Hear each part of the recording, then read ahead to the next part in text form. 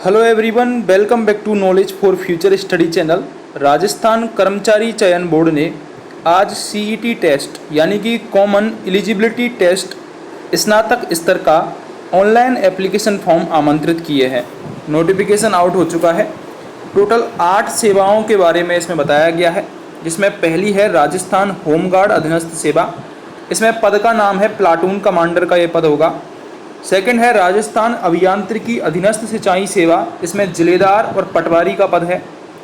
राजस्थान अधीनस्थ लेखा सेवा कनिष्ठ लेखाकार का पद है। राजस्थान राजस्व लेखा अधीनस्थ सेवा, इसमें तहसील राजस्व लेखाकार का पद है। इसके अलावा पर्यवेक्षक का पद है, उपजेलर का पद है और छात्रावास अधीक्षक ग्रेड सेकंड का भी राजस्थान समाज कल्याण अधीनस्थ सेवा में पद है। टोटल 8 सेवाएं हैं, जिनमें अलग अलग पद के नाम यहाँ पर दे रखे हैं। समान पात्रता परीक्षा एक पात्रता परीक्षा है।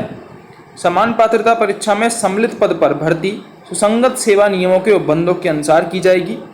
किसी अभ्यर्थी का समान पात्रता परीक्षा में उपस्थित होने तथा स्कोर अर्जित कर लेना मात्र ही उसे नौकरी की गारंटी नहीं देगा।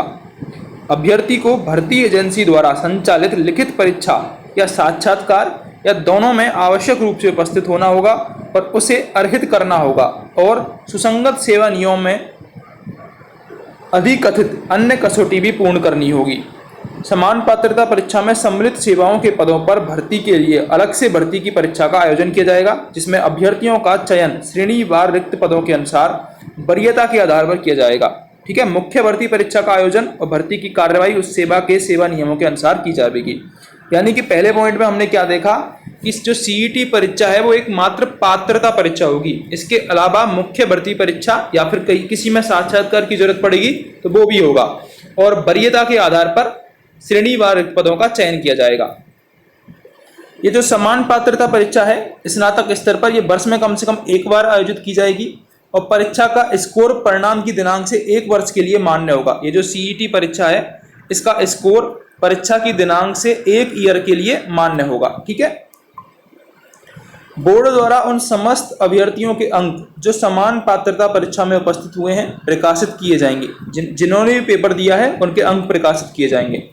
समान पात्रता परीक्षा में उपस्थित होने के प्रयासों की संख्या के संबंध में कोई निर्बंधन नहीं होंगे, यानी कि कितनी भी बार दे सकते हो आप। ठीक है, स्कोर सुधारने का अवसर भी आपको मिलेगा, यानी कि जैसे कि आपके स्कोर कम है और आप स्कोर सुधारना चाहते हो तो दोबारा भी आप, हर साल परीक्षा होगी, आप दोबारा दे सकते हो। ठीक है, अगला पॉइंट है समान पात्रता परीक्षा में उल्लेखित अधीनस्थ और लिपिक वर्गीय सेवाओं के पदों पर सीधी भर्ती को शासित करने वाले किसी नियम में अंतर्विष्ट किसी बात के होते हुए भी कोई भी व्यक्ति समान पात्रता परीक्षा में उल्लेखित पदों पर चयन के लिए संचालित लिखित परीक्षा साक्षात्कार या दोनों में उपस्थित होने का पात्र नहीं होगा, यदि वह सीईटी में इतने न्यूनतम अंक जो भर्ती एजेंसी द्वारा अवधारित किए जाए प्राप्त करने में असफल रहता है। इस पॉइंट में क्या बोला गया है कि कोई, मान लो कोई लिपिक वर्गीय सेवाओं के लिए कोई सीधी भर्ती परीक्षा है, उसमें यदि कोई व्यक्ति सीईटी में न्यूनतम अंक भी प्राप्त नहीं कर पाएगा तो वो असफल रहेगा, उसको आगे पेपर नहीं दिया जाएगा। ठीक है, ये इसमें बोला गया है। न्यूनतम अंक तो आपको लाने ही पड़ेंगे। न्यूनतम अंक अवधारित करते समय भर्ती एजेंसी यह विचार करेगी कि समान पात्रता परीक्षा में उल्लिखित पद पर विज्ञापित रिक्तियों की कुल संख्या के 15 गुना अभ्यर्थी इस प्रकार विज्ञापित रिक्तियों के आवेदन के लिए पात्र होंगे। यानी कि जो सीईटी परीक्षा है उसमें न्यूनतम अंक इस प्रकार निर्धारित होंगे कि उस भर्ती के लिए, जिस भर्ती के लिए सीईटी से बच्चे लिए जा रहे हैं, उस भर्ती के लिए 15 गुना बच्चे आ जाएं, इतने अंक न्यूनतम अंक माने जाएंगे। ठीक है, यानी कि टॉप जो बच्चे होंगे जिनके 15 गुना, अगर जैसे भर्ती की वैकेंसी 100 है तो 15 गुना 1500 बच्चे चूज करेंगे, ये टॉप 1500। ठीक है, इस हिसाब से इसमें लिया जाएगा सीईटी में। ठीक है, अगला है समान पात्रता परीक्षा में उल्लेखित किसी पद पर भर्ती के लिए शैक्षणिक अर्हता, आयु, अनुभव आदि ऐसी होगी जो उस पद पर भर्ती को शासित करने वाले सुसंगत सेवा नियमों में यथाविहित है। यानी कि किसी भर्ती में यदि आयु, अनुभव ऐसी चीजें चाहिए होंगी तो वो अपने आप उसमें नोटिफिकेशन में जिस भर्ती के अनुसार ही पूरी करनी होगी।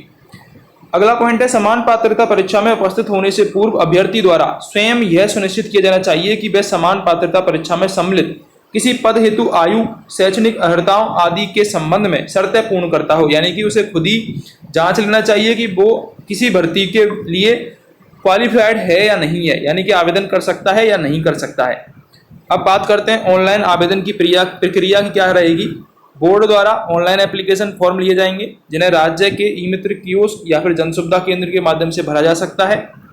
ऑनलाइन आवेदन करने के लिए बोर्ड के ऑनलाइन पोर्टल पर आप जाकर क्लिक कर सकते हो ऑनलाइन लिंक को और वहां से आप इसको भर सकते हो। वन टाइम रजिस्ट्रेशन करना पड़ेगा OTR, ठीक है। वन टाइम रजिस्ट्रेशन में क्रमांक जनरेट होने के बाद स्वयं के नाम, पिता का नाम, जन्म तिथि, लिंग, ये सारी चीजें आपको भरनी पड़ेंगी। इसके अलावा आधार कार्ड आपको भरना पड़ेगा। इस विवरण में कोई भी संशोधन किया जाना संभव नहीं होगा, तो ये आपको याद रखना है। आधार कार्ड से आप भर सकते हो और ये एक बार ही भरा जा सकता है, इसलिए सही ढंग से ही भरना है आपको, ठीक है। यदि अभ्यर्थी अपना OTR registration Jan Aadhaar card या आधार कार्ड से नहीं करके SSO ID के माध्यम से करता है तो उसे सेकेंडरी की अंकतालिका में एक पहचान दस्तावेज अपलोड करना अनिवार्य होगा। ये आपको याद रखना है। यदि SSO ID से करता है तो उसे सेकेंडरी की अंकतालिका डालनी पड़ेगी और एक पहचान दस्तावेज भी डालना पड़ेगा, ठीक है। बाकी क्या आप सारा देख लेना है।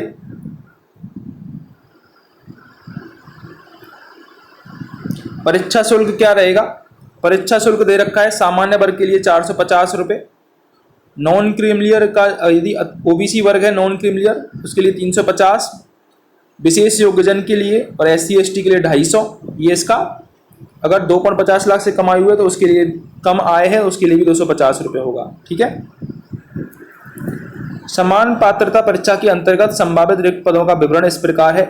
गृह रक्षा विभाग में प्लाटून कमांडर 43 पद हैं इसके, पटवारी के 272 पद आए हैं, कनिष्ठ लेखाकार के 1923 पद हैं, तहसील राजस्व लेखाकार के 198 पद हैं, पर्यवेक्षक के 176 पद हैं, उपजेलर के 49 पद हैं टोटल, और छात्रावास अधीक्षक ग्रेड सेकंड के 335 पद हैं, ठीक है। तो ये पदों का क्रम है, आप देख लेना।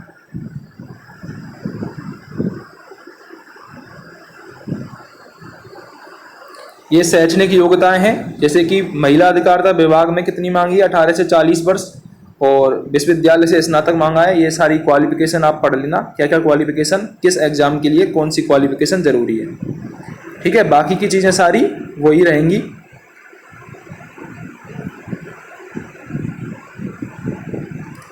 इसके बाद पाठ्यक्रम का होगा, क्या होगा CET के लिए वो भी देख लेते हैं। CET के लिए कुल प्रश्नों की संख्या होगी 150, कुल अंक होंगे 300, 3 घंटे का समय होगा। इसमें भारतीय राष्ट्रीय आंदोलन पर विशेष बल के साथ राजस्थान और भारत का इतिहास, राजस्थान का इतिहास, कला, संस्कृति, साहित्य, परंपरा, भारत का भूगोल, राजस्थान का भूगोल, राजस्थान पर विशेष बल, भारत की अर्थव्यवस्था, राजस्थान की अर्थव्यवस्था, विज्ञान एवं प्रौद्योगिकी, हिंदी, अंग्रेजी, कंप्यूटर, मानसिक योग्यता और समसामयिक घटना, यानी कि टोटल इसमें सब कुछ शामिल कर दिया है इन्होंने। सभी प्रश्न बहुविकल्पी होंगे, नेगेटिव मार्किंग नहीं की जाएगी, ये भी आपको याद रखना है। यानी कि पूरा RAS जैसा सिलेबस है, लगभग सारा कुछ कंप्लीट किया है, तो ये आपको देख लेना है और अभी से तैयारी करना स्टार्ट कर दो।